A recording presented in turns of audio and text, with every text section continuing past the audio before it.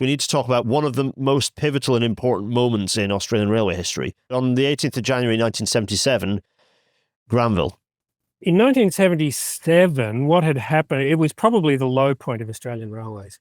For many, many years, railways had been neglected through the 60s, with the growth of car culture and so on, and the investment had fundamentally been neglected. There was no votes in it, and the things were in a pretty dire state nationally. And what happened that day was a turning point. There was a train from the Blue Mountains, which is a commuter train, passenger train, hauled by an electric locomotive, and it came from, I think it started at Mount Victoria, which is the peak of the Blue Mountains, probably about 2 hours west of Sydney. It was running into Sydney, and it approached Granville, which on the photo that you can see on your left, the station platforms are just out of view to the right there. And up in the distance, the railway curves and makes a sweeping left-hand curve. And the train came around. I don't think it was scheduled to stop at Granville, so it might have been going at decent speed.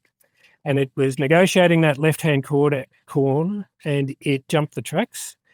And the locomotive hit the supporting pillar that was holding up the Bold Street Bridge, the overbridge, which used to be across the top there. It weakened that bridge. The train then continued on a few of the carriages before it stopped. So the locomotive and about 2 or 3 carriages made it through. The train then stopped because it had derailed. It might have been a half a minute or a minute later, the weakened bridge then collapsed on top of the carriages, which were wooden-bodied. The end result was there were 84 fatalities. 213 people were injured. It's the worst railway accident in Australian history. The root cause was investigated. People were determined to say, well, how could this happen?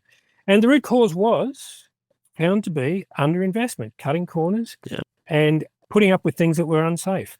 The bridge, apparently they discovered, for instance, that the bridge, when they built it, it didn't line up properly, so they reinforced it with concrete. They added a bit of concrete underneath. Yeah, so it made it heavier than it was supposed to be.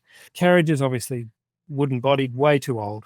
Couldn't survive anything falling on top of them. The track, it was the wheel, actually. I think it was the wheel on the locomotive was found to be the flange or something, was found to be faulty, which caused it to derail in the first place. This actually led to a change of state government in New South Wales, and the incoming state government won election on the promise that they would fix this problem. They would not put up with this, and they would renew the railways. And so from that day forward, and indeed they did. They did. And I think we can all trace back something of an inflection point in Australian railway history to that event. It's tragic that that's what it took. It really did. It galvanised the nation. And once again, politics becoming, enwrapped with the railways, the changing government, but also critically this moment, this tragedy, a change in the fortune of, a change in the direction, the orientation, a change in the fortune, as you say, the low point.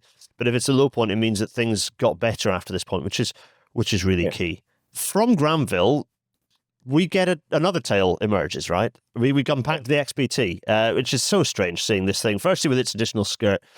Secondly, it's quite heavy. It's reasonably modified compared to the original, what we'd call the Class 43. But it's very strange seeing it with bud cars. Small bud cars as well. Like, it's weird seeing it with mini bud cars, like sausage machine bud cars. It was part of the response to Granville, part of the modernisation program in New South Wales. The new Premier, Neville Wran, a Labor Party Premier, he brought in a very charismatic leader for the railways and gave him the task and the funds to renew the railways. And his flagship project was to buy the XPT, which was based on the British HST, to replace all the vastly outdated long-distance rolling stock on the New South Wales railways.